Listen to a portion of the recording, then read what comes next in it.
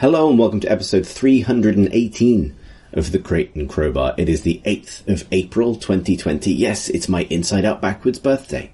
And joining me tonight, me, Chris Thurston, is Gout Bluffman. Good day. Hi, Alex. Hello. Thomas the Chonk Engine. Yes, that's me, Thomas Senior, the Chonk Engine. And joining us live from Canada, where it is my birthday, Tom Francis. Hello. Happy birthday. Hi, Tom. Thanks. How are you? I'm good, thanks. Times are strange, and they're strange here, but probably strange in a slightly different way. Just a more westerly way. Yeah. How have things been since you departed our shores for Canada? Well, it was great to move to a city that has a whole load of game developers and have sort of renewed social life and see everybody and hang out and go to parties and have dinners for folks. And then a worldwide pandemic completely reversed all that. But we've got you back on the podcast, so... Yeah, so this is nice. Column A, column B. Yep. I don't think we were chosen column B under anything. What I'm saying is it wasn't worth it. But I'm glad you're doing all right. And thank you for joining us. It's exciting. We held off on this medium for so long, despite the obvious benefit being that it allows people who aren't in Marsh's house to do the podcast.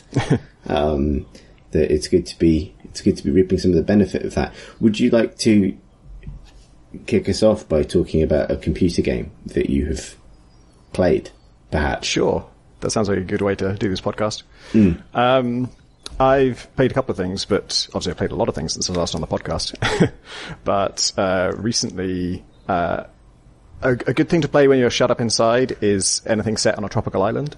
And Hitman 2 has had a mission there. The tropical island game everyone's talking about. It should be.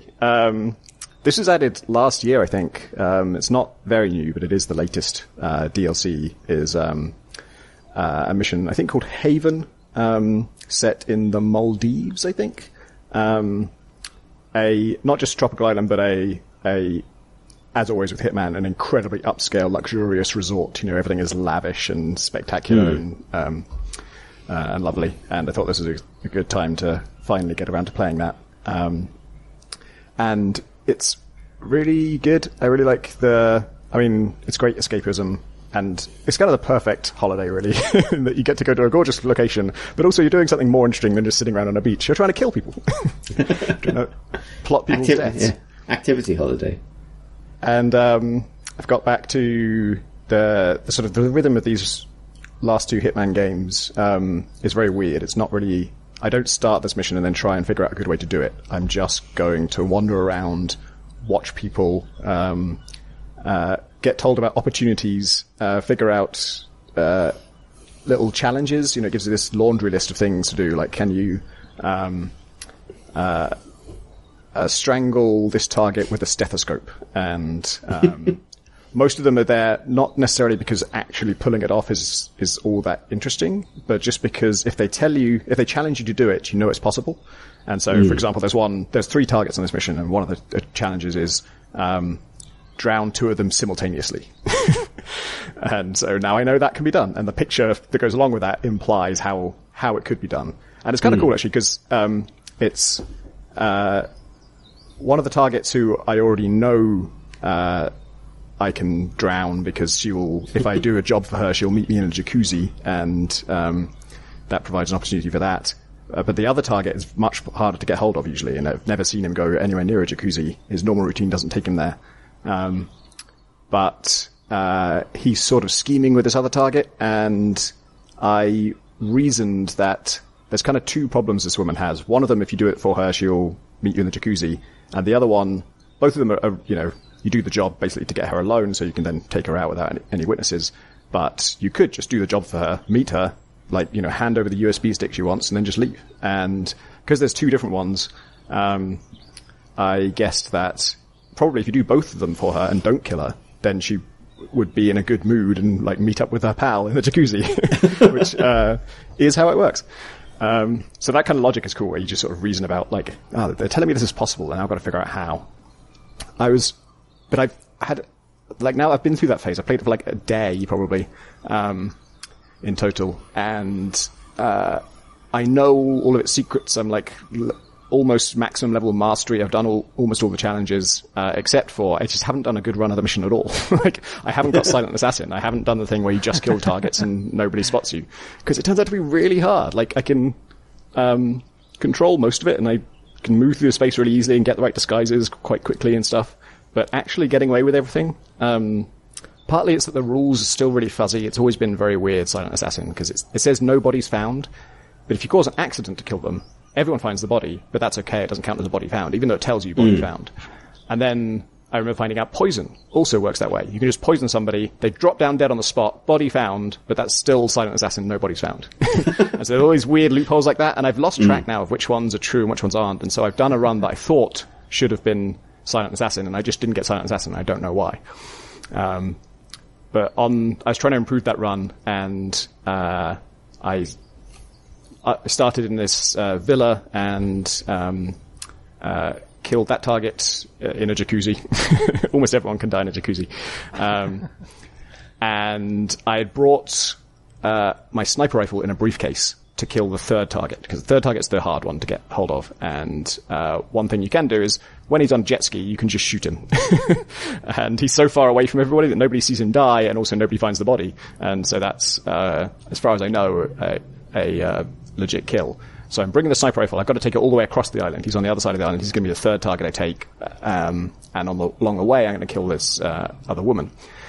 And I'm going to poison her, because I know she tastes a dish in the restaurant that's right on my route to the third target anyway. And so I sneak into this back room of the restaurant. I turn on an ice machine so that a chef comes to investigate. And then I have to pull off this bizarre trick where if you're in the room when he comes to investigate the ice machine, he sees you and he's very suspicious, even if you're allowed to be there with your disguise. Just because he knows something that's been triggered as a distraction, he'll suspect you. So I have to turn on the ice machine, climb out of the window, and the window doesn't really have a good angle on the ice machine. But if you sort of stand right to the side, you can get just a narrow slit. And I stand there holding a lead pipe, which I'm going to throw at him the moment the door closes behind him, because the door auto-closes after he goes through it, but not right away. I don't want anyone in the restaurant to see what happens next. So I have to stand there and then sort of arc this lead pipe through a narrow gap to knock him out, climb back in, hide the body, and then just do it. I'll take his disguise, so I'm a chef now, go out into the kitchen area, just in time to... You have to both prepare this dish and poison it. And I brought the poison with me. I'm going over to prepare the dish, but the other chef is doing it right now. Like, he's interacting with it and making the dish. And I thought, okay, that's fine. But then he just stays there. He's right in front of the food. He's sort of still, like, locked into it, so I can't barge past him. I can, like, bump into him and he looks at me, but it doesn't get me any closer to the food. And when you're in a chef's disguise, you're allowed to poison things just in front of everybody. Nobody finds it suspicious because it's a chef. That's part of your job. And so, like, shit, I've got to get rid of this guy somehow, and I've got really tight time limit because she's right here. She's just about to taste the dish. So I just go back into the back room and I turn on the ice machine again. And I don't have time to do the whole rigmarole of, going back outside the window, throwing the lead pipe in, hiding the body and all that stuff. So I just turn the ice machine and leave again, so that he will hear the noise and just be distracted temporarily while I poison the food. And it works. He goes off into the back room. I get to the food. I poison it right in front of her face. She's looking right at me when I do it. Just, like, dripping this, like, vial with skull and crossbones on it, dripping on the food. And then I try and do the cool thing to do in this situation, which is you just leave the room. You just walk straight out. Even though you're pretending to be a chef and you technically should be standing around and, making sure she likes the food or whatever, you just very abruptly leave, knowing that, although that's weird, it's not suspicious enough that anyone's going to do anything about it. And I always like that moment of, like, you just walk out and everyone's thinking, why did he just, and would you like to taste the dish? I don't care what you think about it. I think I know what you're going to think of it. Bye. And as I'm walking out, I suddenly realize I'm not holding anything. I've left my briefcase behind. And so I'm leaving the scene of a poisoning. I realize I've forgotten my briefcase. And like, fuck, I've got to go back in there, like, while it's all kicking off and everyone's going to be super suspicious. But okay. My cool exit is cancelled. I turn around on my heel, go back into the kitchen, and I run into the chef, who is holding my briefcase. I must have left it by the icebreaker. Like, when I interacted with that, I probably put it down automatically. And so when he went to investigate that, he found a suspicious object and picked it up, and now he's taking it to security. And so this is like a real problem, because if it was just in the back room, I could probably sneak past everyone and just get it. But if he's holding it, he's going to take it all the way to a security room, like through public areas where I can't really take him out. And then, when he gets there, it'll be in a security room, which is full of guards. So I'm trying to think, how the hell am I going to get this back from him? And then at that moment, the target who's just eaten the poison food, starts clutching her throat, and everyone goes, ah! And the chef also goes, ah! And drops the briefcase in surprise. So I just pick it up and walk away. That's rad. That's a cruel and dark MasterChef final.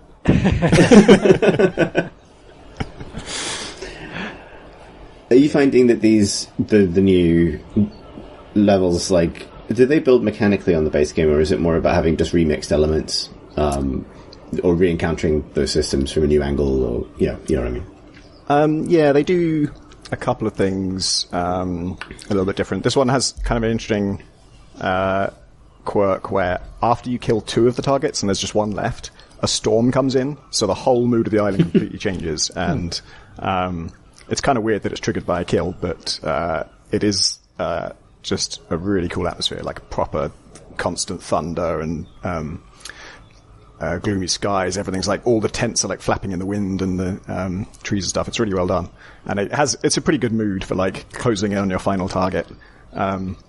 It's a little bit weird that no one really changes their behaviour. Everyone's still just sitting out on deck chairs. So. Is the guy on the jet ski still just happily bouncing around in the bay? Yep. Yeah, nothing much changes there. It'd be funny if he could die in the storm. Like, the way he dies is simply sort of you change something existentially about the environment by killing 2 people, and now it's dangerous jet ski weather. Or he was already on the edge, and now this terrible weather has just put him in a really awful mood, and he's going to take some terrible risks. Well, the only way I can make myself feel better is radical jet ski tricks. I was going to do some moderately dangerous jet ski tricks, but now with this weather, I've got to do some extreme jet ski.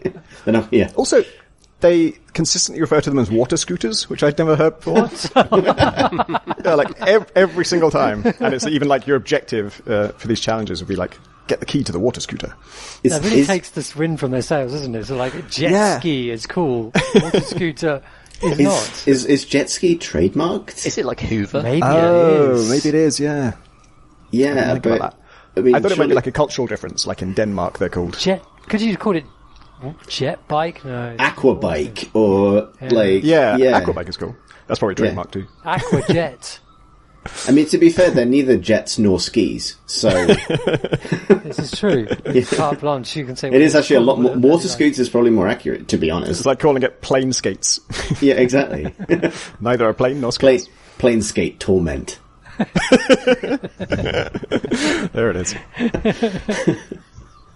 So do you think that these levels are kind of some of the design idea is that they want a lot of your play on them, certainly for the majority of the first hour or so, is just exploration, getting avenues of attack communicated to you by overhearing conversations, and that's why they make the full run so difficult, because you're meant to be kind of just, in the past you'd do the full run first and then you would explore all the side stuff. This seems kind of reversed.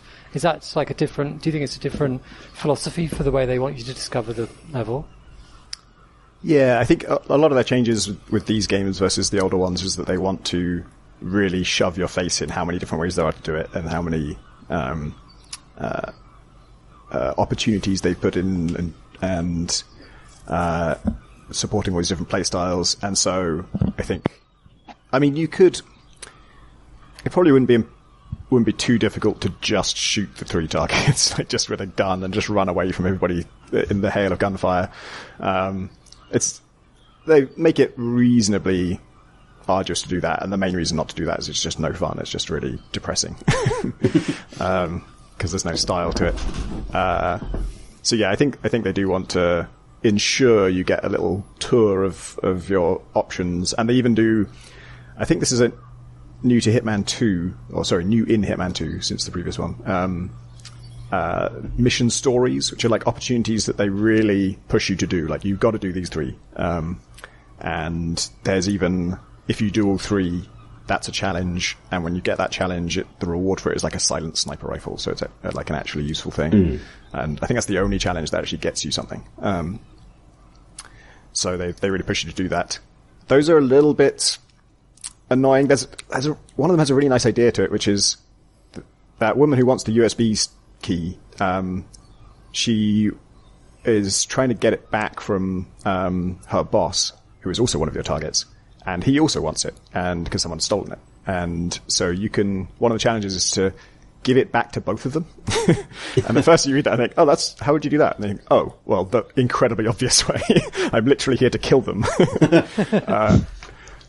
But annoyingly, it doesn't work it doesn't work if you do it in the wrong order. So I gave it to the boss, killed him, got it straight back. It was actually kind of brilliant because he, when you give it to him, he promotes you. Like, I was dressed as one of his guards, but not his, like, top-notch bodyguard.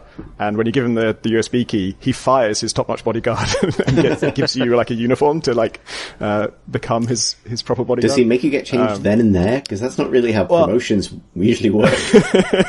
He tells you it's in a locker, and then I see. I was actually really curious, because this would be a special case bit of AI, because in every other situation, if they see you change, that's like a red flag. It's suspicious, even if the disguise you're changing into is a legit one. And I notice in this scenario, he tells you it's in the locker, then immediately turns around and sits down on a chair so he doesn't see you do it. Which is, I guess that makes sense in fiction and out of fiction. Like, he doesn't actually want to watch you change. Yeah. Right. But the fun thing was the first thing he does is he uses his special key to open, his safe, to put the USB stick in it, closes it. And, I was standing right next to it when that happened, and I happened to have the same key. And I noticed that unlocking it wasn't counted as a suspicious action. So while he's looking at me, I just opened it again and picked up the USB stick. While he's ranting about how great I am and I'm promoted to his personal bodyguard. But then as soon as you do that, as soon as you have the USB stick from him, or I think as soon as you've given it to him, it cancels the other mission story to give it to the other person. And I didn't go all the way there to check, but I think that will actually stop me from talking to her, like the actual trigger to give it to her will be gone. So you can't give it both of them if you do it in the wrong order. There's just a secret logic that you have to do it in the other way around. Do they find the exploit of you kind of pickpocketing it off him was just too easy? I don't know. It just doesn't make any sense to prevent it, because she doesn't know that, that he's dead or that you gave it to him or anything like that. So you should still want it back. USB key. I mean, I guess maybe they're trying to... Is there a scenario where she could potentially know that she's dead, and that wouldn't make sense? Like, if you didn't kill him quietly and got away or something like that? If it was reported, it would make sense. But this is like... The reason this opportunity is there is because it lets you get him alone in this panic room where there's literally nobody can see or hear him or anything, so she shouldn't know. I guess it's very difficult for them to design these sort of logic gate kind of if-then narratives and not just want to close some things down for the sake of not having to account for those possibilities. Yeah, this one kind of feels like an oversight, like it's sort of, oh, you've done it this way, so this opportunity is no longer available, and then the logic for doing the actual thing is tied to the opportunity being available, and it just feels like a mistake.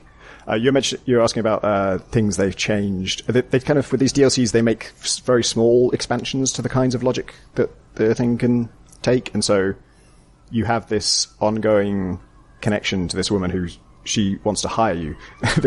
Your cover identity here is a thief. So you're an assassin pretending to be a thief. Cause it's actually, this resort is sort of for criminals. It's for, people who are on the run from the law in other countries. Hence Haven. And, there's multiple stages to her hiring you to get this thing, bringing it back to her and thanking you and wanting to meet you in the restaurant and all this stuff. And all of that is done through phone calls. And so, because you don't have a mobile for some reason, there's a phone in your room you can use, but also just any phone in the world works. So wherever you are, no matter what you're doing, you can just pick up a phone and call her and to give her an update. So like in the middle of their super secret server room where everyone's in like hazmat suits and stuff for some reason, social distancing. I'm dressed... Yeah. I'm dressed as a security guard and I'll just pick up the phone next to the desk and say, oh, hi, I've got that stolen USB key for you. Let's meet in the jacuzzi. They just shrug like, it is Crime Island, so Yes, they do. Well, that's Crime Island for you. Why did I move here? Oh yeah, I'm So beautiful. It's all the jacuzzis. What have you folks been playing? Well, I appreciate that you and Alex have both been playing the same game, so that might be an opportunity to jump from Crime Island to Bucolic Woodland. Yeah. There's no segue here. Let's just talk about Ori. Ori and the Will of the Wisps. Blind Forest is the last one. I find it very hard to remember which one is which. Will of the Wisps. I could have sworn there was 3 of them. I thought this was the 3rd game. I don't know what I thought the 2nd game was, but I think it's just been, wasn't it announced like a really long time ago? Yeah. It's kind of, big Xbox year announced, wasn't it? How far have you got? I have basically finished it. I've got far enough that I know all that remains is bullshit. So I don't know if we want to start with this, but there are certain sections of this game that I believe to be bullshit, and they come at certain intervals, and I know now that all I've got left is a chase sequence and then a boss fight, and I don't want to do either of them. So Ori is Ori still a Ubisoft thing? I always forget. No. It's a Microsoft studio, actually. Why I don't know why I have Ubisoft stuck in my head for it then, unless they published the first one. Well, is it because it looks kind of Rayman? Maybe it just looks like Rayman. Looks Rayman-y, yeah. I think it does have an Ubisoft vibe, and it's sort of Ubisoft do quite a lot of like gentle, nice platformers, I think. Yeah, I mean, I'm just wrong, so we don't need to really iron over. It's all right. That fact. No, let's try and back this up. Yeah, exactly. Let's try and justify this untrue fact. Anyway, but it's the Metroidvania-y, fairy tale, very pretty platform game, correct? Yes. Yeah. Do you remember the first one, Alex? Yeah. So this was like, I remember it being really, really, really enjoyable up until the point at which I found it so hard I had to give up, and maybe that was 2/3 of the way through, something like that. Yeah, I think it's about the same for me. For me, it was like a place full of thorns where like every inch of the actual surfaces was spikes, basically. So you couldn't land anywhere, and you're coming out of portals, and you had to like jump to the next portal without touching anything. And I remember so that frustrating. Bit. Yes, yeah. Like it was full of sort of like so the sort of setting is this kind of beautiful woodland, and you're a little glowing creature, and you've got friends that are cute, and you know there's sort of lovely shafts of light and motes of dust in the air, and all this sort of stuff, and you're going around on lovely wooden things, and it's lovely. And then it's the most unforgiving sort of Twitch challenge that you've ever experienced, kind of just thrown at you, just spikes, an unremitting challenge. Welcome to the nightmare dimension. I think it was also worse. So that spiky area is back in this one. Oh, good. There's another area that's full of portals and spikes, but it's not as bad because there are some places you can stand, and also they fixed the awful save system from the last one. Do you remember you had to like spend mana to save? Yeah. You could only create a certain number of save points, and if you hadn't created one in a while, you just lost all that progress. And now it's just got regular checkpointing. Yeah, and they got the checkpointing is really, generous. Well, fine, you just don't really think about it. Oh, that seems fair. Yeah, no, it's been good. Like I really loved the first one for its game feel and the flowing way that you kind of loop around the environments, and the course is plotted for you to do that, and the way that moves kind of link into each other, and it has a sort of free-form feel to it where there are ways of staying up in the air that you feel that you're sort of improvising rather than kind of following certain combos and things. I really love that, and that seems to be back in this one, like fully, if not more so. Yeah, definitely. How far in are you? So I have done. There's a puzzle in which there are these bell things, and I've just gone down, which unlocks a door that goes downwards. Yeah. So not that's that far, early, I think. Yeah, it feels very early. But they do a really nice job with like the different zones. Have like really like go to town on their theming. So there's Moldwood Depths, I think, which might be the passageway you just opened. I think that's a name that I recognise. you probably can't go there yet because it's brutally difficult. It's a pain in the ass to play that area because it's all dark, and the darkness kills you. So you can only go places by finding some kind of light source that's going to move that you can follow. And if you step slightly out of line, you die, which really sucks. But once in the areas you can see, and you get to light them up bit by bit, it's like beautiful and horrific. It's all like, if you had a phobia of moths, this would be the worst place to go, because it's just full of these like fluttering, twitching insects with like these papery, dusty wings that with like holes in them that are flicking in the background, and everything's kind of just got this awful like fungal molds and growths and things. But it's beautifully done. Yeah, it does do rotting very well. So but by the time this is up, I think hopefully then there'll be a feature on Rope Paper Shotgun, because I spoke to them about the animation and about how they've created a world in which seemingly absolutely everything responds and as you kind of bounce around, run past, hit stuff with the sword, just everything reacts to it. Everything is bouncy, isn't it? Like every surface seems to bend slightly under your weight. Yeah, like so they rig everything. Apparently there are hundreds and hundreds of pieces of art in each screen, and almost everything is rigged in some way. Which is kind of insane. How is it possible though? Because it's a big game. It probably took me 20 hours to get to the end-ish. And all of it just seems completely custom built. Like, any sane way of making a game involves, making some kind of building blocks and piecing them together and reusing stuff. But this just feels like everything is custom and it's rigged to respond with physics. And so the answer is, that game Intrusion 2? Yes. They hired that guy, and I heard this. Created a system which allows the artist to just in-engine just stick to rig stuff, put animation skeletons on stuff in scene, as they go along, as they set up the scenes. So it's just another part of building a scene. There's nothing, the game engine does the rest, make sure that it sort of behaves right. as Ori goes near. So were the Intrusion games the sort of physicsy ones? Those 2D size? Yeah, like physicsy Contra kind of thing. Yeah, okay. I remember those, yeah. It had a helicopter with arms. Yes. One of the best game bosses ever.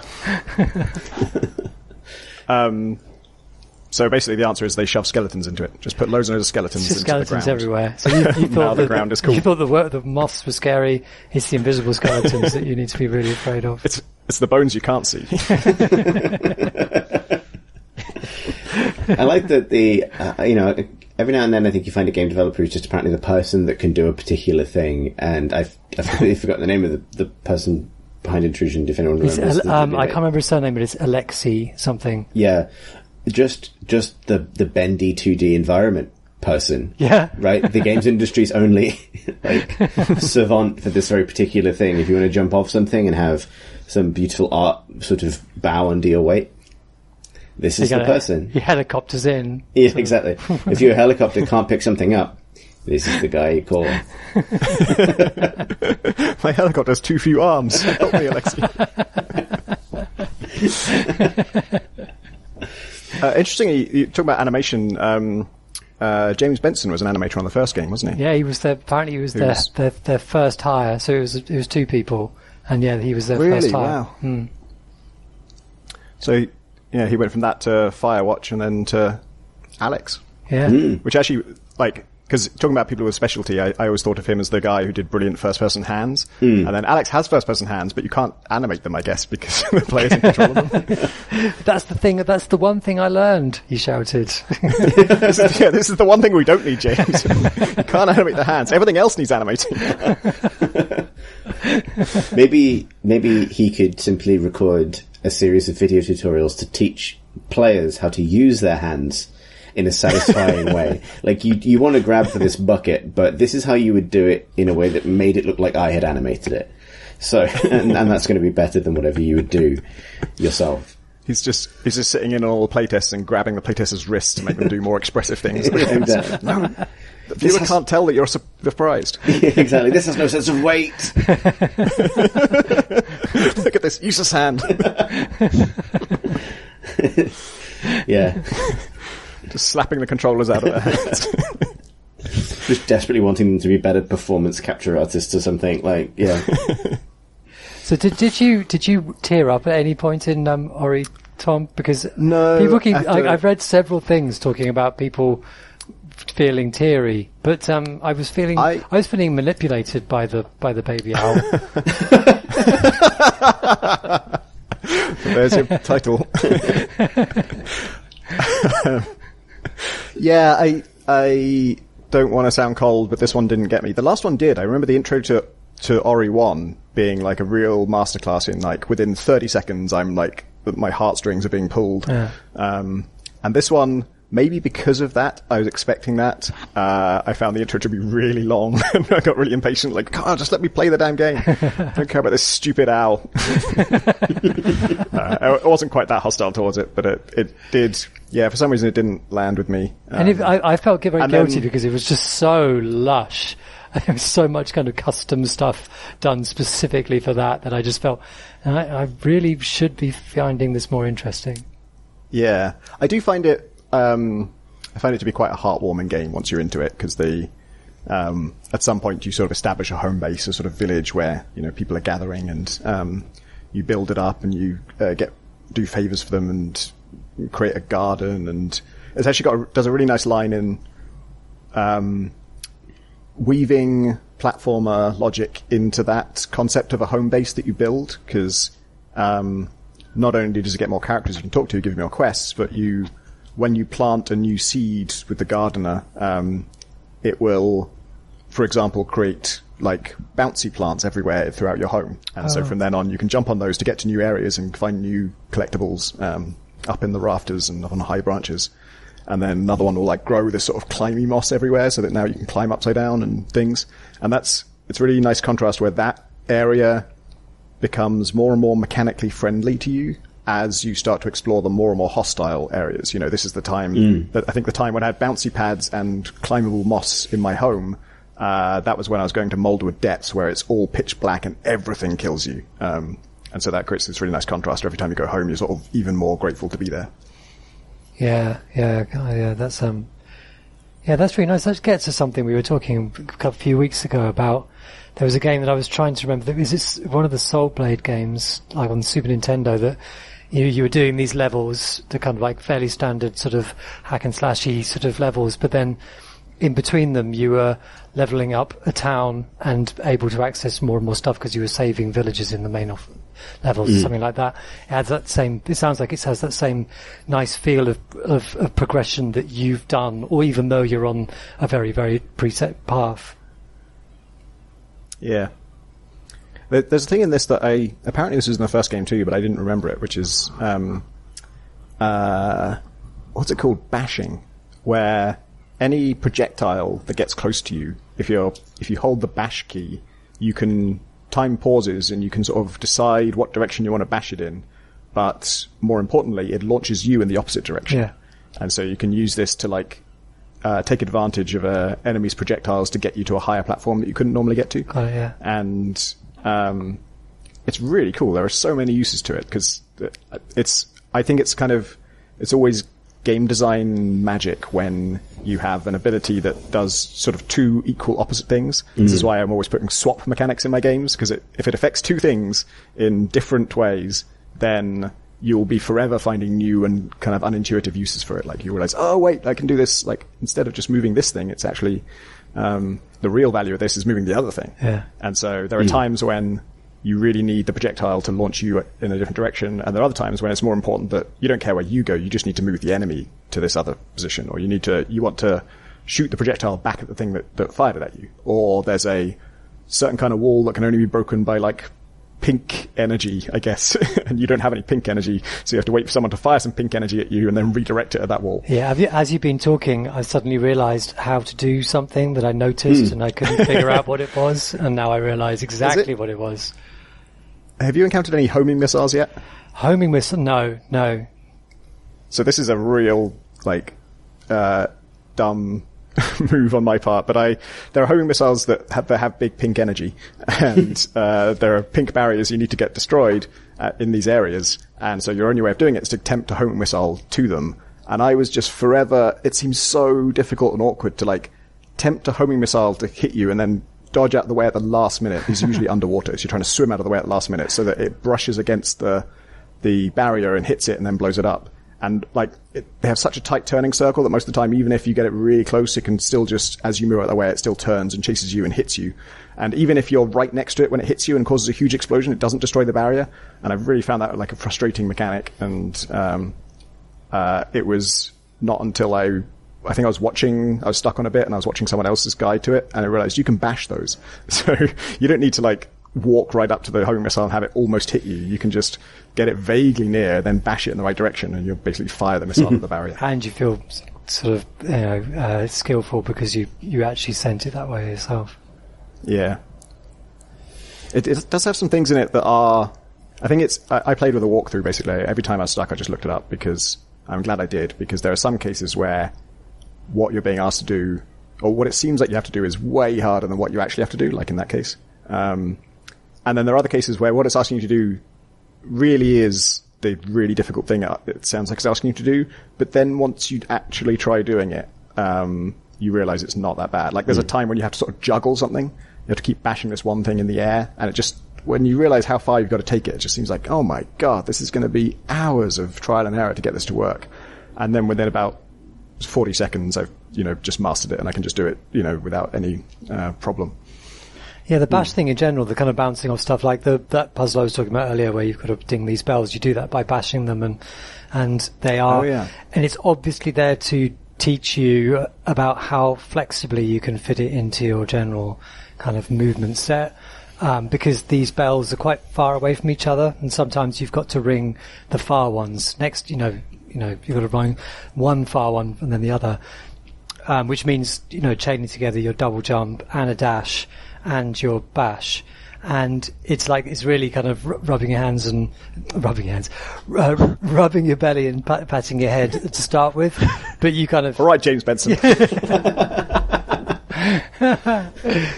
But like it then it just clicks and it becomes just part of the repertoire. It's very good for sort of introducing things that feel quite alien, but then you learn. Yeah, it is. I have a mixed feelings about Metroidvanias usually, because I frequently have that problem of, like, am I supposed to be able to get past this, or am I just lacking a tool? This game didn't have that problem too much, maybe just because I used a walkthrough so often that it wasn't really beating my head against those walls. But it does, the upside of that is when you're in the late game and you've got just like 8 fundamentally new abilities from when you started, and you've mastered all the ones that you had when you started. And you realize, like, oh, way back at the start, wasn't there that barrier I couldn't get through? And you're just going to go back there to get some collectible or something. Your journey there through all these areas that used to give you so much grief is just such a joy, because you're just flying through it. Like, there's you're way better at general traversal, but also B, now those like weird leafy things dangling from the ceiling are actually like grapple points that you can fling yourself from. And now you have triple jump, and then you also have a dash, and then if you run out of dash, you can bash. And it's just like you kind of dance through these areas with like so much elegance, and it just feels really good just to like again, as a break from Moldwood depths, going through an area where you just like own it is so nice. Yeah. What is it about these last challenges that you don't want to do, given that you're kind of at the apex of its power curve or whatever? It does this line in chase sequences that are spectacular and must have been so much work to make, but it's very much like a read the designer's mind kind of thing, where you're running away from some even if it's like a boss chasing you, there is an invisible death field around it. So it's like a straight line that is following you, that if any part of that line catches up to you, you'll instantly just vanish and it's game over.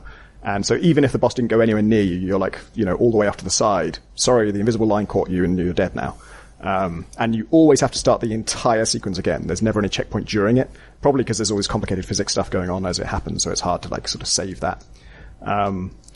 But there are times when they obviously really love these sequences because there's loads of them and they get longer and longer. And the last one, I attempted it and it was hell. And I died. I probably tried like 3 times and I thought, because the only thing I have to look forward to is a boss fight, which I'm also going to hate. I could probably just stop here. But then I looked up a walkthrough just to see, like, is there anything else after this that would be worth soldiering on through it. And that chase sequence is so insanely long. It's absurd. And obviously the walkthrough I'm watching, the guy doesn't fail, so I don't know for sure that there isn't a checkpoint somewhere in it, but it was just, oh my god, I'm never doing this in my life. That is just hell. And all of the magic of it is instantly lost the first time you fail. Because some of them are really intuitive and easy, and those ones were great. They were just a nice little cinematic set piece that felt really, had momentum to it and pace and pressure. And I got through it, and then a cool thing had happened. It sort of changes the environment behind you, and sometimes you have to platform back over all the stuff that fell over. And that's really cool. But the instant you die, all of the magic is gone, because then you replay it, and all unfolds the same way, obviously. And all of its scriptedness starts to show, and you just feel like you're just doing what they ask you to do at the right time. And if you get it slightly wrong, you're all the way back to the start. And it just feels like bullshit.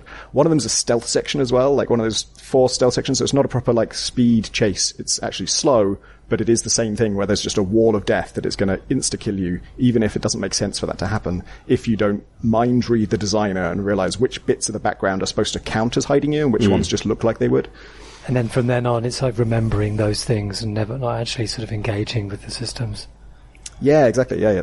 After that first time, you lose all of the cinematic effect of it, and now you're just grinding. It's a really unfun game. Yeah, it's a tough problem to solve, isn't it? Because you want to test people on their understanding of the platform systems, but I guess you're doing that all the time, and you don't necessarily need to force it in this way. I think there's probably a line they could do in making you feel you're much closer to death than you are. Like if the boss, but first of all, make these sections like 10 times easier. And then when you're within, 10 meters of the boss catching up with you, have all these effects of like, screen shaking and, ominous music and everything, to make you feel like you're about to get caught. But actually, if you just completely fumble it and you miss this jump 3 times, the boss gets closer and closer and closer, but they only catch up with you if you really absolutely fuck up. Because the difficulty is not interesting. The sensation of pressure is cool, but you don't actually want it to be hard. Right, yeah, it's like the purpose, particularly towards the end of a game, like big sort of pacey chase sequences and things could be quite good for kind of showing the player what they can do now versus what they could do at the start, right? Like the feeling you're describing going back through a level where you can now move super quickly. Like they could be done as not rather than as big tension challenge moments, but as almost like celebratory moments. Like, look how powerful and skillful you are now. Like you should chase the boss. Yeah. Well, right. Like, having it the other way around, having the boss flee from you and you chase them, and you can't lose so much as maybe you can get a little Easter egg or something cute for getting there fast. You know what I mean? That's a way maybe of achieving something similar without the frustration They do have little race challenges, so you find like an altar and then it tells you which other altar you've got to get to, and you've got this very tight time limit to do it. And those are a lot better than the boss chases, but they're also balanced to be very difficult. So I think I've only done one of them successfully. Do you think you will finish it, or are you definitely done? No, I'm out. I'm done. Well, you're at that sort of dangerous stage in a game where kind of there's nothing more new that you want to actually see. So like all you're doing is hastening an end. Actually, there is one thing I do want to get out of it that I won't get unless I play it myself, which is there is a fetch quest chain where you fetch one thing for someone and they give you something unrelated, and then that thing is, you have to find someone who needs that thing. Yeah. And that just goes on for the entire game, for like 20 hours of play. And at the end of it can only be done after you finish the boss. And so, or after you finish this chase sequence anyway. And so I can't finish that quest chain, and that's kind of frustrating. That'd be on your epitaph. He never finished the quest chain. But I think, luckily I don't have a sort of super, compulsive personality in that way. I can just let things go like, alright, fuck it, the game's annoying. But it's such a shame because like all that fluidity The fluidity stuff I was talking about is sort of 85% of the game, so much of it is so good, and then the bits that are bad are just really bad. Yeah. I recommend it though. Like I know, I think even if it becomes too hard for a lot of people, that opening, couple of hours, it just feels so lovely. Just the momentary sense of it is just like, I don't think I know of a game that feels as good as it.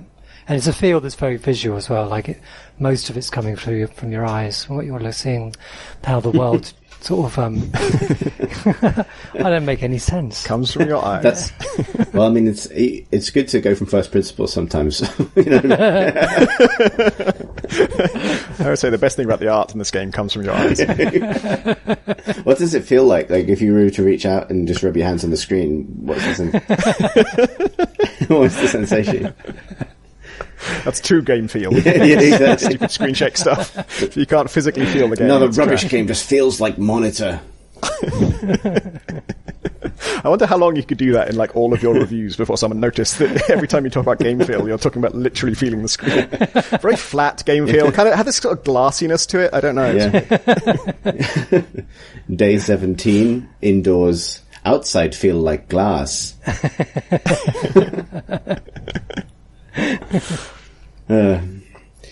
There's that that fluidity also extends to the combat, which is really cool. I'm playing on easy, which I recommend because it can't really make the platforming any easier. But it does just mean you lose less health, so it's less punishing if you do fail. If drop falls and spikes, you can get out of it rather than just dying. But also makes the combat really easy, and the combat is just really satisfying. Have you got the hammer, Alex? Yeah, no, I haven't yet. That's my next purchase, I think. Yeah, I recommend that. It just feels so good. It's really, even though it's made of spirit light or whatever, it actually feels really heavy and you properly slam things. And on easy, it's kind of a one-hit kill for most stuff if you can actually connect. Yeah, because I'd forgotten that the combat in the first story was really kind of indirect, because you had this orb that was floating around nearby, and when you attacked, it would just shoot some energy at nearby enemies, and this one is sword and a hammer, and it feels like you're directly fighting. They should just give him a fucking gun. Spirit light gun. Spirit light 9mm. Armor light. Yeah, it's nice. Speaking of gun, yeah. Who'd have thought that would be a segue in the video podcast? In games. Tom Senior, I believe you shoot gun. I shoot gun often and sometimes in third person, which is what I was doing just before this podcast when I was playing Gears 5, or as we should probably refer to it as Gears of War 5. It's become so colloquial now that apparently you just call it Gears. But yeah, this game is free for everyone who wants to log into Steam or brave the nightmare of Microsoft Store. And it's free for the next sort of 4 or 5 days. Oh wow! So when this comes out, if you're listening to it when it just comes out, go and get it because it's really good fun. And it's odd. Gears is an odd series because it's incredibly influential, but also just in many ways, just visually and in terms of the world that it creates, incredibly derivative and dull, and and literally grey. I played the first 2 games, and it's just grey men in grey environments shooting at grey aliens that came up from beneath the earth, and it was kind of influential in terms of the cover mechanics and stuff, but it wasn't exciting in terms of as a fantasy, and it was utterly humourless, and most of the humour came from the just sort of frankly homoerotic undertones to the friendships between the soldiers who are actually fighting all these monsters coming up from underground. But I'm pleased to report that Gears 5 actually does have a sense of humour, and it's also discovered colours that aren't grey. And this is for this series a revelation. And also I've just played through the first couple of missions. It's also just a really well-paced action game actually, that actually keeps all of the original Gears mechanics, obviously third-person cover shooter, so you're slamming your back into cover and then blind firing over the top for to take out enemies that are sort of face rushing you, maybe sniping enemies at a distance if they're, and also occasionally just chainsawing them, just really hard. And yeah, all that stuff still holds up, and the game looks great, and like has way more interesting art design, and actually has just good vocal performances and really good facial animation and stuff, and it's moved closer to Starship Troopers, which is exactly the right trajectory for that series. Like, it doesn't need to take itself seriously. So, for example, in the first mission, and all the missions are co-op enabled as well, which is awesome. I've only played in single player so far, but you're there with your squad, and one of your squad members is a floating drone called Dave. And Okay.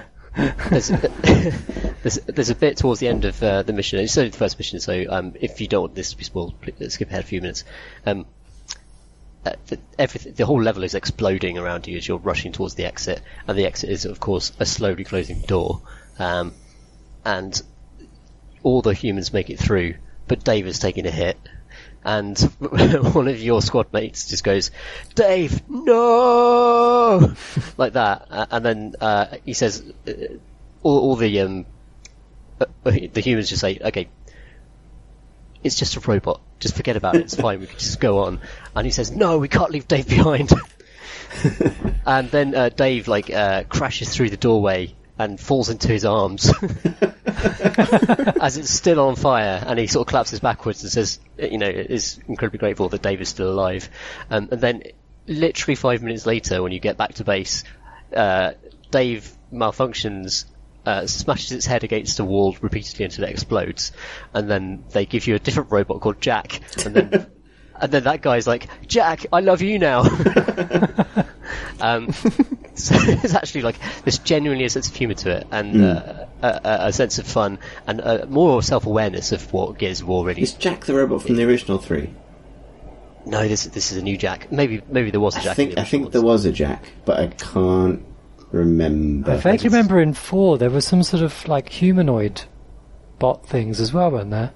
Yes, they're everywhere now. They're Right. like sort of droids that COG, which is the name of the Earth people's kind of military. The Coalition of Organised Governments, Tom, actually. Yeah. Wow. Good lord. Why? Gears, law, cops, rifles. Look, law matters, alright? Yeah. Look, I wasn't sure whether I was going to admit this, but I actually fucking loved Gears of War. Like, years ago, like when all my game playing took place on Xbox, I genuinely loved that series. Like, I agree that it was somewhat humorless. I don't think it was without charm, and that's partly because of the amount of time they spend screaming, "They're using a giant worm!" in the second one, which is often like it's a mixture of like men screaming, "They're using a giant worm! I love you, Dom!" and then like the most hokey, overblown operatic tragedy that can befall someone in a worm-based military scenario.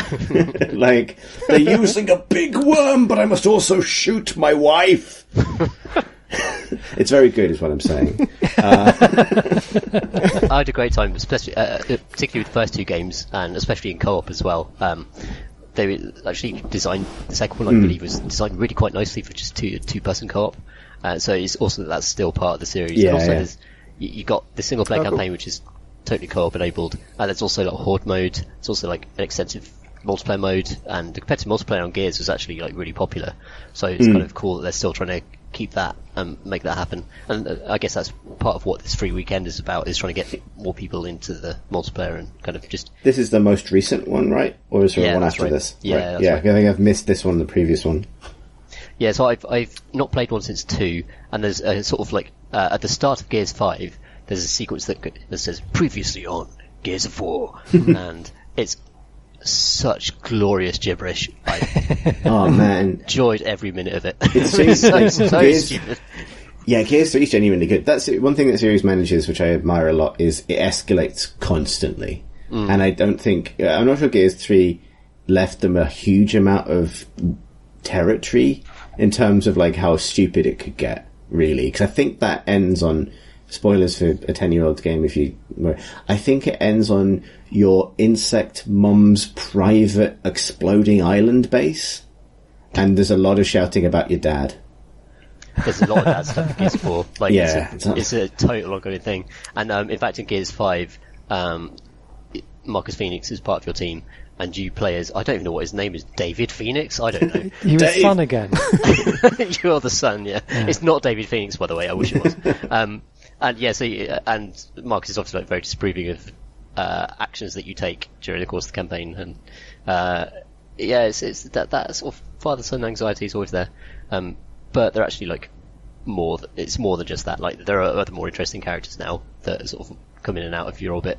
And actually, it looks great. And actually, as I said before, the missions I've played so far have been really, really well paced, and there's a great variety of environments. And also, the weapons are great. They're really, really good, and you get loads of them almost immediately. And this is something I really enjoyed about Doom Eternal as well, where you get the shotgun straight away, and then 5 minutes later you can make it a full auto shotgun, or make it fire grenades, and it's kind of like, well, they've given you this incredibly powerful thing, and then you just get more powerful things. And as Chris said, it's that sense of escalation. And you're constantly able to just pick up weapons in Gears 5, like one that is, it fires floating mines, and the longer you hold the mouse button, the further it goes, and when you let go of the mouse button, it slams down and explodes. And that's a really fun thing. That's a really fun toy. And it's just for one room that you get to use that, and I'm sure it'll come back later. But the next room, you're back into your chainsaw gun, or your ridiculous pistol that overheats, or you get to pick up a chain gun. Like, it's really good at giving you just loads and loads of tools, and letting you sort of mow through enemies quite happily without it being too difficult. Yeah, it's quite good. I was just pleasantly surprised by it, and I just downloaded it because it was free. But yeah, I'd recommend anyone who wants some fun this Easter weekend. That's a good option. The classic Easter game. Yes, that's right. Let's celebrate the holiday. Yeah, well, yeah.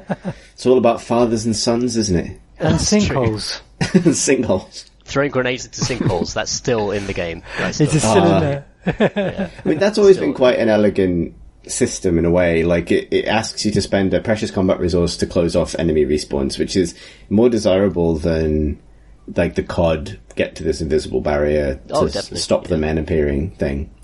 There's always been, And the way it's signposted stuff is, you get there's a button that lets you scan the area for enemies. Oh no, did we lose Tom? Sort of light stealth mechanics if you want to. It's a way of approaching the Did we combat lose me? arena where you can Hang sort on. of like. So, Am I? Tom Senior, can you hear Tom Francis? I can't. No. Okay. Oh, is it gone? No, If you replied, I can hear Tom. I can hear Tom. I can hear That's strange. everybody. Oh no. This is so we're having an incredible scenario. Hold that thought, Tom Senior. So, can Tom Senior hear me? No, Tom Francis, can you hear me? Go ahead. Yes. Okay, Tom Senior, can you hear me? I can hear you. Yeah. Okay, all Toms can hear me. Chris, Alex, can you hear me? For me, I hear everybody. so for me, Tom Senior isn't even in the list of people here. What? I Really? got. Down the side. Okay, well, this is. I did guess dimensions. the literally, it's cancelled the Toms out. Hello. So it turns out sometime internet pod fall down in a way that in-person pod do not fall down. So we've had to restart this recording process. Hopefully we didn't lose any takes, but there's probably no seamless way of jumping this gap back onto the hot take bus. I don't know. The most important thing is we have both Toms now able to hear each other and share takes. So, Tom Senior, would you like to have an additional opinion about Gears of War 5? I think I covered the better art direction, the better performances, and the better guns, and also the generosity of just giving you all of that armory pretty close to the start of the game, not close enough for it to be immediately fun and exciting. And I think that's as much as I've yet to try the Horde mode or the multiplayer, but I'm definitely going to try and get into it over the weekend, especially because the servers will be full of people who've never played Gears before, and that's always a fun place to go with a shotgun. Have you met a character called Lizzie yet? I don't believe so, actually. No. She is voiced by my friend Sarah Al-Maleh. But I haven't played the game, but I saw a clip of her character I think it's from the multiplayer, and she has a line that she'll say. They have lines that they deliver after kills sometimes, and one of hers is, I think it's something like, "You suck ass and you hate it." And apparently that was an ad-lib on her part, because the line was "you suck ass," but she didn't want her character to kink shame anybody. And so she had to add that they also hate sucking ass. That's awesome. Well, that just makes me want to play it more, you know. Yeah. No, I've been pleasantly surprised by it, to be honest. It's not, you don't expect Gears of War to ever be anything other than that kind of third-person cover shooter. But it does it so well, and it looks great, and it runs really well on my PC, which is starting to get old. And that little bit of self-awareness, that little bit of sense of humour, yeah, that's just the extra kind of like bit of seasoning that helps the whole thing sing. I heard that it does something clever with, like, you can sort of lock the frame rate, and it'll just adjust the, like, fidelity to ensure that frame rate stays constant. So I've been playing around with that a little bit. I haven't noticed it at all. So it's got some unusual options in there. So you could change the fidelity of the animation, which is very strange. I've never seen that in any other game. Where... Is it just like more shittily acted if you do that? Yeah. Well, exactly. They couldn't get James Benson for this one. Yeah, the hands are rubbish. Do your squad mates just start moving around at 5 frames a second? Yeah. It's like one in 5 people in your squad are T-posing at any given time. They look like 16-bit SNES characters, from cover to cover. So I've no idea what that means. It'll be that thing where, you know, sort of, in a lot of games when you look at, models in the far distance, the kind of like they start, this is like in, Monster Hunter World, when you see things in the distance, like a monster will just be much less finely, animated. Like they'll just go between kind of frames. Yeah. You get that in lots of Bethesda games, as well, like just not on purpose. Yeah. And that's just all of it. Yeah. You might see a troll at the distance, but it will look like a kind of one of the enemies in Space Invader, and it will kind of, you know, jerk from motion to motion. See that mountain? If you go there, the troll will look better. Good. Is there any additional Gears takes? Not yet, because I'm not that far into it. And it's got like it's got a whole kind of progression system for online that's kind of Call of Duty-esque in terms of you've got ranks and you can unlock emotes and unlock ways to execute people, which is a very Gears of War thing, really. Like executions in multiplayer have always been a big thing in that series. But I'm just very pleased to find this old game kind of finding ways to stay relevant and actually still feel like a really good shooter. It's been nice. There is if you don't mind, a jumping off point to a different shooter that's finding ways to remain relevant, if I may.